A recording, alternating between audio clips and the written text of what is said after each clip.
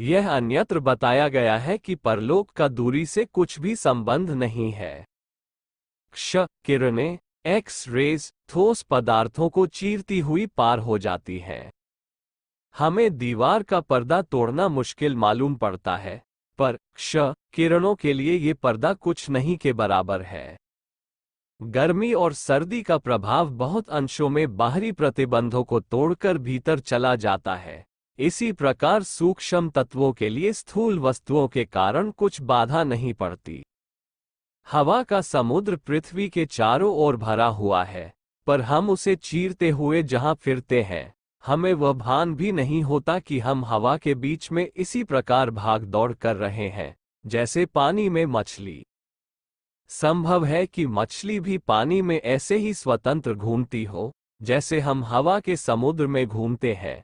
मृत आत्माएं सूक्ष्म तत्वों की बनी हुई हैं, इसलिए वे ईथर तत्व की भांति चाहे जहां आ जा सकती है।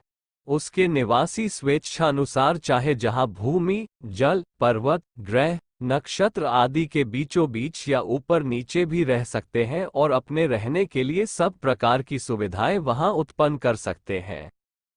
ये जानना चाहिए कि मृत प्राणी के साथ उसके विचार, स्वभाव, विश्वास और अनुभव भी जाते हैं।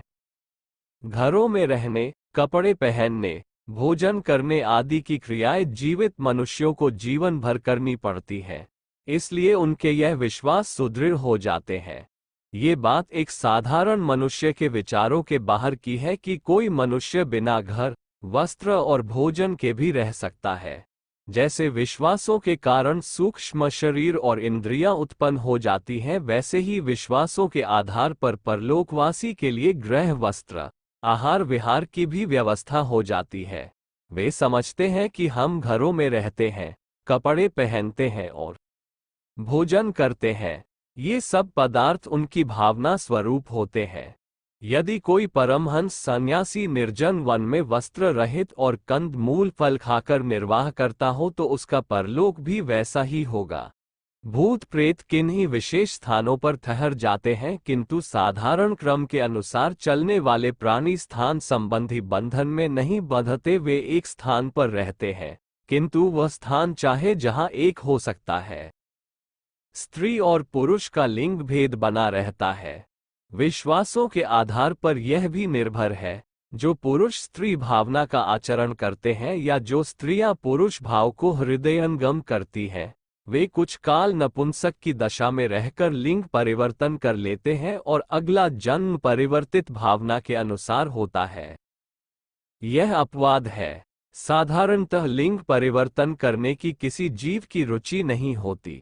शरीर संबंधी अयोग्यताएं परलोक में हट जाती हैं और वे प्रायः तरुण दशा को प्राप्त हो जाते हैं, क्योंकि यह अयोग्यताएं मन की नहीं, वरन एक शरीर में भी कुछ समय की है।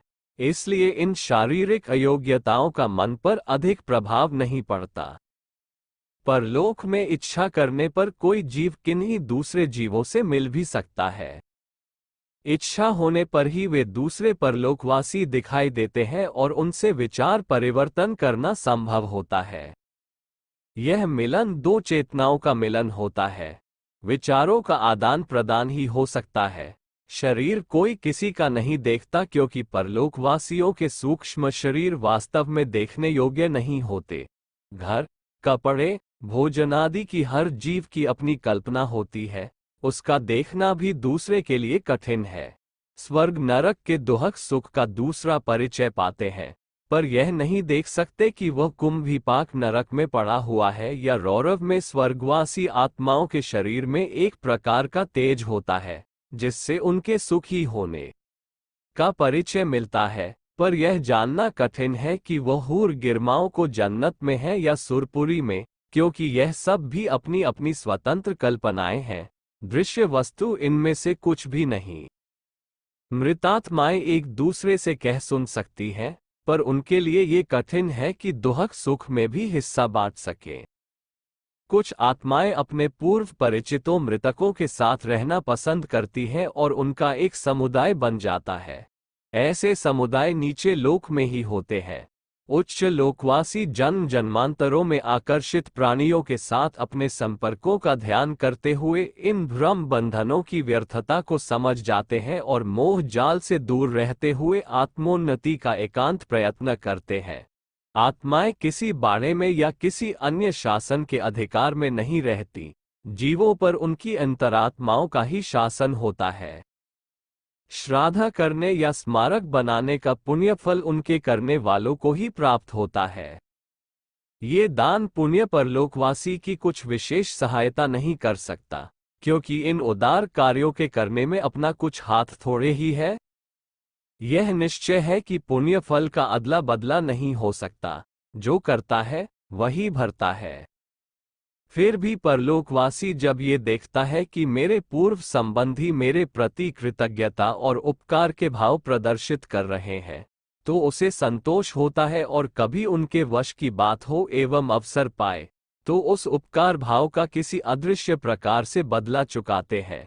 अपने प्रियजनों की सहायता के लिए जो कर सकते हैं करते हैं। संबंधियों के रोने पीटने या शोक प्रदर्शन करने से मृतक को दुख होता है और उनकी शांति में बाधा पड़ती है। इसलिए उचित यह है कि मृतक के साथ मोह बंधन शीघ्र तोड़ लिए जाएं और केवल शांति की उच्च कामना की जाए।